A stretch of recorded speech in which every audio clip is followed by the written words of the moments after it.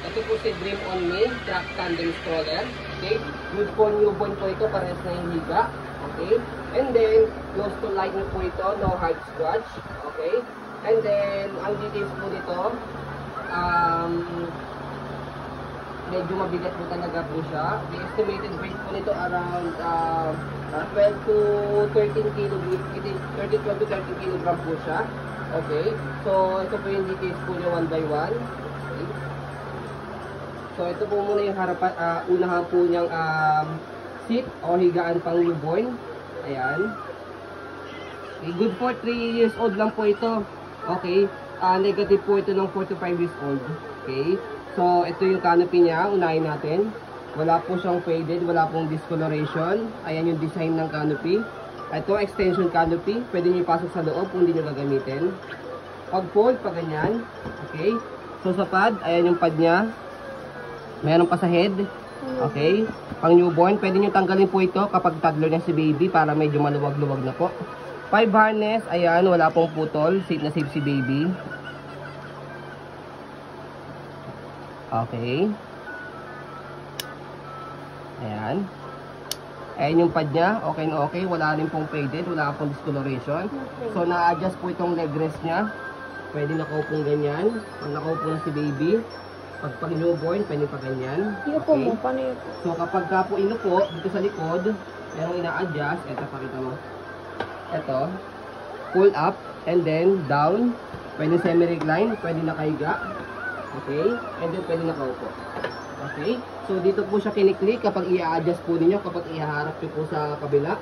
I-reverse po ninyo. Ayan. Iupo mo muna yung isa.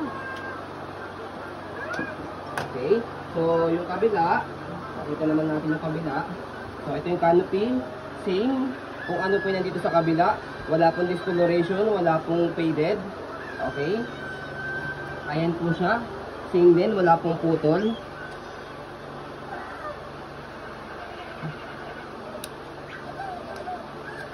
Okay, ayan. Okay. So, ayun din po yung pad po niya. Okay. So, adjustable din po ito. Ayan. So, ang missing po dito is pang newborn. Ito. Okay. Kabila wala. Ayan. And then yung front handle, ayan. Kompleto po yan. Okay. Press nyo po dito. Sa baba. Ayan. Okay. Para tanggalin pag ilalagay si baby. Kahit isa lang po. Tanggalin po ninyo. Okay. So, ayan. Walang issue sa front handle. Okay. Ito po yung details po sa sa leg rest niya. Walang masyadong scratch. No hard scratch po yan. Same din po sa kabila. Ayan. Okay. So, regarding po sa paggamit po ninyo, so as you can see, parehas nakaharap. Pwede po ito. Pwede nakaharap na ganyan. Ang twin, or kahit hindi twin, kahit magkasunod na magkapatid, pwede po siya. And then, pwede rin po, adjust nyo lang po ulit po ito. I-reverse nyo naman po, parehas nakaharap po si baby. Ayan, okay. O kaya naman po, pwede rin ganyan, yung isa nakaharap, yung isa naman po, naka-talikod. Okay. So yan, many ways po na pwede nyo pong gawin po dito para sa tandem stroller na to. Okay. So, yan. Okay. So, regarding naman po sa handle niya, ayan. Ang ganda pa. Okay. So, wala pong issue po yan. Bukod po dito sa pinakamaliit. Ayan. Yan lang po. Okay. So, regarding naman po dito, maganda siya dahil meron siyang lagay ng cup holder. Okay. Hindi na kayo bibili ng cup holder. Meron din dito lagay ng food. Okay. Or depende po sa inyo kung anong gusto nyo po ilagay po dito. Okay, sa body frame. Bitbitan ko. Ayan. So may bitbitan din dito na plastic. Ayan, bobol nyo rito. Rubber yan. Okay. Okay, bobol dito yung plastic. Okay, dito yung lock nya. Pag pinod. So yung gulong, okay na okay po siya. Ayan. Close to light nyo rin yung gulong niya kasi hindi siya pudpod. Kitang-kita nyo yung mga lining. Ayan yung body frame po niya. Saka po yung gulong sa harapan. Ang ganda ang kilos. Kabila.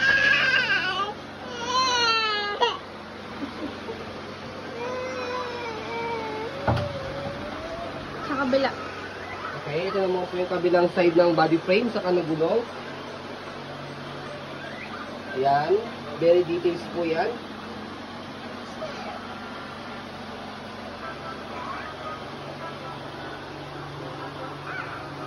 And then yung basket naman po sa pinakailalim, ayan, marami rin po kayong mailalagay.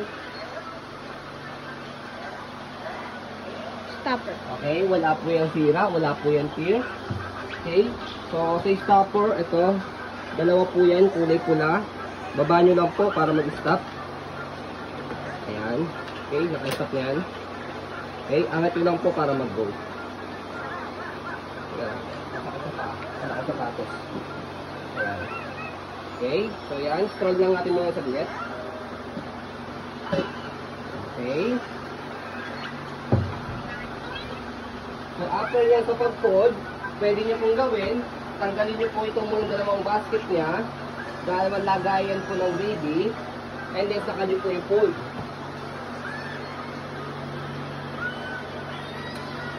Ayan. Okay, so after yan, sa handle, sa gitna, angat nyo lang po ito, and then tapakan po nyo ito, yan. And then alalay lang po, folding. Pwede siya magkasama, di ba? So, after nyan, yung lock sa gilid, itak nyo lang po dito. Ayan. Okay? Nai-stand. Yes, yan. Nai-stand alone pala siya. Okay? Ayan. Naka. Ilagay mo yung dalawa. Sa pag-open po yan,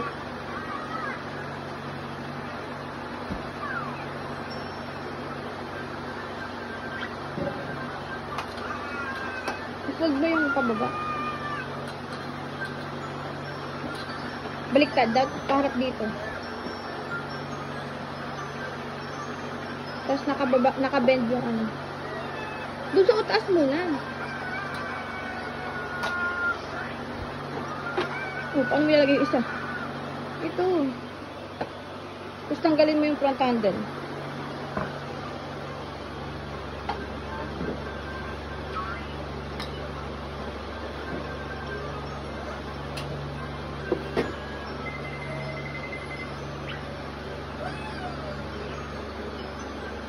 Hindi.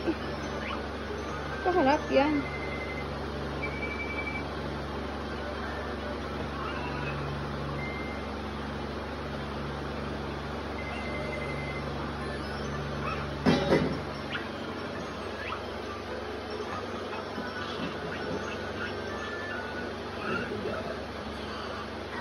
Higa mo yung isa. Okay, sige, ganyan.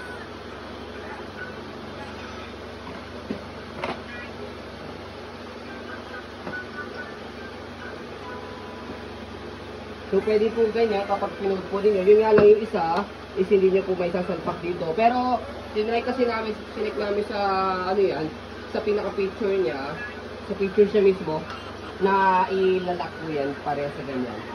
Okay? Para hindi po siya bulky. Okay? So, after nyan, tanggalin nyo lang po.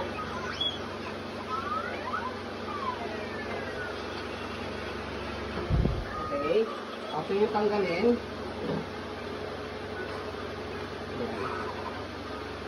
May stand alone siya. Ganda niya. so, set up naman natin paano siya i-open. Kapag open, same din. Okay? Tanggalin nyo lang yung lock sa gilid. Ayan. And then, ayan, bukan nyo lang po. Alalay lang sa pagbuka para po wala po masyado, hindi po siya magasgasan. Okay? So, ayan. Okay? First owner po yan hindi po yan second owner. Kaya maganda pa po siya, talaga siya. Wala pang 1 taon to nagamit. Kaya hindi siya po overuse. Pwede po ito sa mga mahiselan po. Okay? So, ayan po, as you can see, very details po kami mag-video. Okay? Kasi ang siya policy po namin, no refund, no exchange. What you see is what you get. Okay? So, yun po. Maraming salamat po. Have a nice day and God bless po.